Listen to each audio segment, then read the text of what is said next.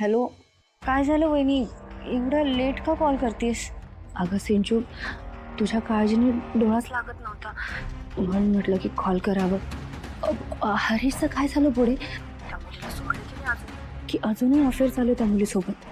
काय सांगू वहिनी तुला, मला अजिबात एक्सपेक्टेड नव्हतं की माझा हरी माझ्यासोबत असं वागेल. मला काहीच कळत नाही, मला खूप सॅड वाटतंय. वेडी वेडी आहेस का सिंचू? हरीश सारख्या माणसासाठी रडण्यापेक्षा एखादा दिसायला सुंदर कर्तृत्ववान मुलगा शोध आणि त्याच्यासाठी रड, असं नाही वाटत का तुला? काय बोलतेस तू वहिनी? मी माझ्याच नवऱ्यासाठी रडेन ना, रॅन्डम माणसासाठी का रडेन? मग एखादा रॅन्डम माणूस शोध, त्याला आपलंसं कर आणि त्याच्यासाठी रड. म्हणजे नक्की काय म्हणायचंय तुला? मी वन मॅन वुमन आहे, प्लीज. हो, मान्य आहे मला, सगळे असेच म्हणतात, पण तो बघ, तो हरीश किती साधा आहे, तरी देखील तो मुली फिरवतोय. आणि तू तू स्वतःकडे बघ ना, तू किती स्मार्ट आहे, स्टायलिश आहे आणि श्रीमंत पण आहे. तुला अटेन्शनच मिळत नाही, प्रेमही मिळत नाही. नक्की काय म्हणायचंय तुला?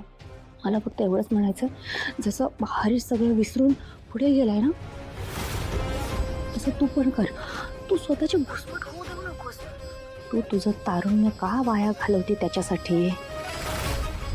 तू एवढी सुंदर आहेस, स्वतःच्या पायावर उभी आहेस. एक काम कर, ऑफिस मधलंच कोणीतरी बघ आणि अफेअर कर त्याच्याशी. वहिनी, मी तशी मुलगी नाहीये. मी ऑफिसमधल्या लोकांसोबत मैत्री सुद्धा करत नाही. म्हणूनच अशी रडत बसलीस. बरं बाई, अफेअर नाही, निदान मैत्री तरी करू शकतेस ना. आणि सिंचना, मैत्री करणं काही पाप नाहीये. मित्रमैत्रिणींकडे तुला मन मोकळं करता येईल.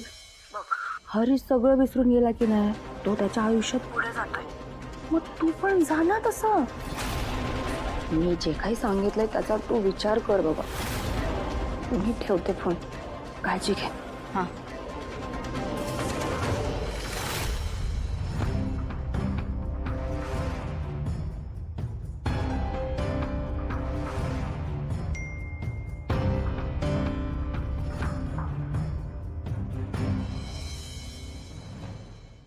जागी आहेस का? मला झोप लागत नाहीये. काय झालंय?